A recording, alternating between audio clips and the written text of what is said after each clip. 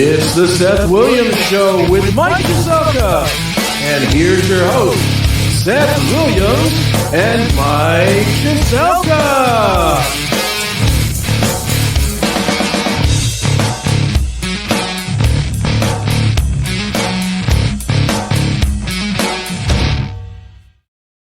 And what is up, everybody? It is the Seth Williams Show with Mike CHESELKA. I am Seth Williams. Obviously, I ate and overate during the holidays, and I gained a couple of pounds, and my hair grew remarkably really long.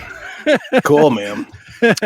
Well, in case you guys don't know, I am the producer in the background. Normally, it is me, Chris Akin, along with Mike CHESELKA. Mike, how are you? Good. Happy New Year to you and everybody listening. Same to you, man. Obviously, Seth not here. Seth spent the new year getting sick and being sick, so he's home. Right, with no throat to speak of. So it's totally funny, dude. I talked to Seth this morning, and he called, and I called him back, and he's like, "Hey, man, I don't have any voice at all." Yeah. And I was like, I okay. too. And he's like, "Do you think you could sit in and do the show?" And I was like, "Yeah, I think so." Right. Well, just like the real Wizard of Oz, it's nice to have a good man behind the curtain. So, hell yeah. Well, I'm glad to do this. I love the show, obviously, and we have so many great things coming with the Seth Williams Show with Mike CHESELKA, and we'll start with New Year's, man. Obviously, we just celebrated the end of 2022. I think most of us will say thank God. And we go into a new year with a lot of new hope and a lot of new energy, I guess. I know I'm going into it with some new energy. I'm trying to pretend that 2022 residuals not coming with me. And I'm trying to be positive here. I'm hoping that it's going to be good. But so let's start there, man. What are you thinking for 2023? Are you hopeful? Are you oh shit, it's going to go to hell? Where are you at with this? I think I'm a glass half full guy personally. Okay. As a comic, wanting to make people laugh, understanding that the world is full of incongruity and doesn't make any sense at all. But as far as the actual stuff that is the monkey on our back, I'm just hoping people get tired, look at each other and go, that doesn't look like my enemy. It looks like somebody who could be my friend. Sure. And it'd be really nice to reintroduce ourselves to each other this year in a way that, works for everybody. And I don't think that's impossible or too hard. So I'm looking forward to it. Well, I agree. I mean, I'm so tired of fighting with everybody, and I mean everybody. Yeah. And again, it could just be me, but I think I see signs that may not be the signs everybody else sees, but I like, as an example, I think Twitter is one of those things where Elon Musk bought Twitter, in case you didn't know that. He's absolutely running amok with it. He's running people off the platform. And I think, a lot of people are freaking out about that. To me, it's a wonderful thing. Run everybody off it. Let's get everybody off of social media, or at least limit their use of social media. No kidding. Personally, it's funny you mentioned that. They did a story on him. He is worth $103 billion today. Is that all? Jeez. But at the end, in November of 2021, he was worth $237 billion. He's lost half of his assets now. Sure. $44 billion for Twitter and Tesla stuff, tanking, and a couple of rockets malfunctioning and so on and so forth. It's nice to have big toys, but et cetera, et cetera. But even, that amount of money can't make you either invincible or happy. Sure. So maybe there are lessons in even watching people like him goof up. Well, I think the biggest lesson is, and this goes across the spectrum, not just with a rich guy like Elon Musk, but politicians and, actors, actresses, rock stars, whatever. Stop making these people your heroes. Right. Let's get back to doing what we did growing up. I mean, I'm 54. You're what, 50, 48, something like that? 60-ish. We were raised one way. Your hero was your dad. Your hero was your mom. Your hero was your grandparents. Your hero was people that it wasn't people that you watched on a screen and were like, oh, I wish I was that guy. Right. Your heroes were people that you saw doing things, you know? Yes. And now we don't see anybody doing anything. We see blips on screens. We're stuck in our phones. And if we could stop being on the social media, at least enough to spend for me, I spend an hour a week. I talk to my mom, not for any real reason, not for any real purpose other than she's my mom. So and she's allowed me, she raised me in a way that I've gotten to live a fantastic life, live the life that I'm super happy with living. So I pay that back. I try to pay it forward a little bit. Yeah. I think we've lost that. I think we need to go back to a time where people aspire to living the kind of life that people want to name schools after. Right. I look at, and it wasn't all that long ago, but even world leaders and stuff like that, when the world was full of Anwar Sadats and Golda Meirs and Trudeau's and on and on and on and on, that were actually leading people, and there was hopes and all that stuff. And now it seems like everybody's just got some sort of mental deficiency. And we got to stop watching TV where after 5 o'clock at night, all you see are commercials that tell you to ask your doctor if you should be taking this pill. You're right. Because this might be wrong with you. First of all, if your doctor doesn't know that maybe you need that medication, you need a different doctor, not a different pill. But you're right. Social media put a really sharp object in the hands of some really dim-witted people. So yeah, they're not people you should look up to, and they're certainly not people that you should look to for how to live your life. Yeah, they've made money, but money doesn't mean a lot, really. I mean, I think human contact might make a comeback. Just like everything in clubs was music that was so loud and 65 million screens, because every sense had to be tickled and titillated at the same time. Now it's like one of the number one complaints in 2022 was that there wasn't cheaper restaurants to go on a first date to. So people were looking to have, the volume where you could sit across the table from each other, make eye contact and talk, which is a good sign. Right. But people wanted to be out live and in front. And I think we're still maybe adjusting to 2 years of being shut down with COVID, but we need to rediscover the camaraderie and human touch and friendship and all of that kind of stuff. So those are the building blocks. The material's still there. We just got to do something with it. We do. And I mean, and I don't mean to turn this into a hype for this show, but I will in this case.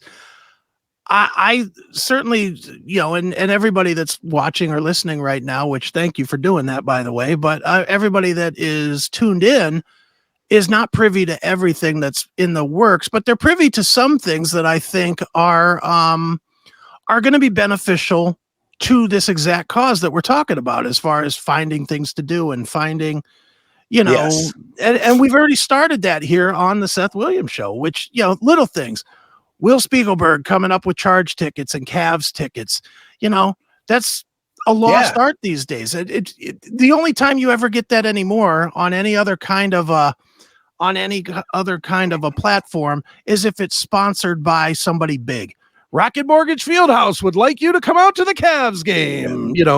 It's got to be corporate. It's got to be sanitized. Instead, we got a real person, Will, who Seth knows, and he's a real person saying, "Hey, you're going to sit next to me, but we're going to have a great time at a Cavs game, and it's free." I have another example of this. Okay. Just today, first of all, tip of the hat and shout out to Molly Williams. Seth's daughter is 16 today, and that's a special birthday. But they took her to Mike's Place, which is a great experience. Restaurant doesn't even do it justice. Okay. In Kent. And the waiter Bill walks over to Seth and asks him, "Are you Seth?" And Seth looked at him and said, "Yes." And the guy said, "Oh, I watch your podcast every week. I love the show." Right. And for Seth, that was like a wow, because A, he's in Kent, he's away from home. B, the guy, really likes what we're trying to do on this show.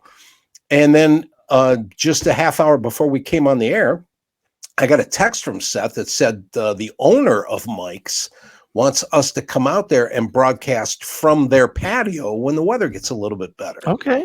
So that's the kind of thing about, and we founded, when Seth and I, developed the idea for this show, it was like nobody is talking both sides. Sure. Mm-hmm. Everybody is sitting at home with a little bobblehead and they're listening and they're liking what they're hearing. So they're staring or listening, and that's what they're doing, is getting their head filled with stuff they like. Nobody's exploring the other side. Nobody's realizing that the truth is somewhere right in the middle. And we both have to come away from our fortresses of solitude and build a bridge. So the goal of the show, and it's even on the promo and stuff like that, and certainly all over the website, is talk with us. Right. We're not here to talk at you. We're here to talk with you. Mm-hmm. So, And how exciting is it going to be going forward?